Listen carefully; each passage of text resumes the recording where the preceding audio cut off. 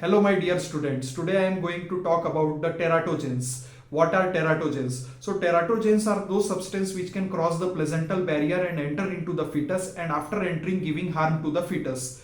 They are called as teratogens. Normally the placenta is not allowing anything to pass through it, means it acts like a barrier. So the placenta is not allowing the mixing of mother blood with the fetal blood. Okay, the whatever the oxygen and nutrient present in the mother blood, they are absorbed through the chorionic villi and given to the fetus through umbilical vein. Okay, so here one thing I want to tell you is teratogens are of two types. Okay, so first is the chemical teratogens, another one is the biological teratogens. What are chemical teratogens? Like ethyl alcohol, nicotine, thalidomide. They are the chemical teratogens.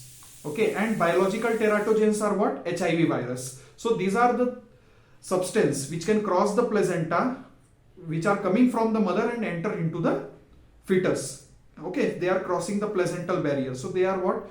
Teratogens. Now here one question is coming that one thing I want to tell you, in the case of chemical teratogens, as I have told you, three things are there: ethyl alcohol, nicotine, and the third one is what? Thalidomide. I said these chemicals can cross the placenta and enter into the fetus. That's why it is always recommended for the pregnant female to avoid the smoking and drinking. The third chemical which I am telling about, the thalidomide. Thalidomide is a drug which was given in older time to the pregnant female to give relief from the vomiting which is taking place. Okay, so during the pregnancy the vomitings are taking place. Okay, and to stop that vomitings, this thalidomide drug was given. But the one side effect of thalidomide drugs was there: it leads to the phacomelia.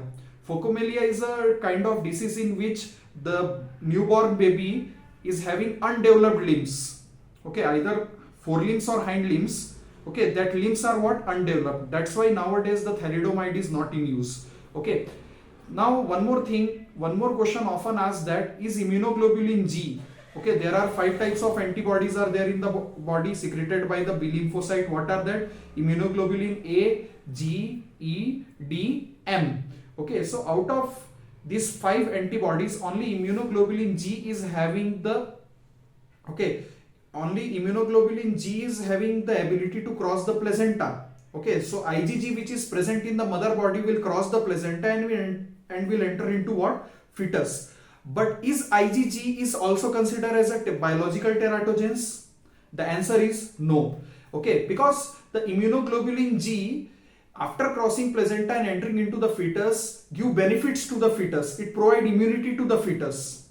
Okay, so except in the case of erythroblastosis fetalis, also called as what? HDN, hemolytic disease in newborn, which is a Rh factor incompatibility. That time only the leaking of IgG in that D, IgG, immunoglobulin G is also of 3 types, D, C and E. In that D will leak that time. So erythroblastosis fetalis, that case only when mother is Rh negative and fetus is Rh positive, that time this happened. That time leaking of IgG will create problem. Otherwise, in normal condition, IgG will provide immunity to the fetus. Okay, so IgG after entering into the fetus is not giving harm to the fetus. It is giving what? Benefit. It improves the immunity of the fetus. Hence, immunoglobulin G will not be called as what? Teratogens. I hope you understand these things.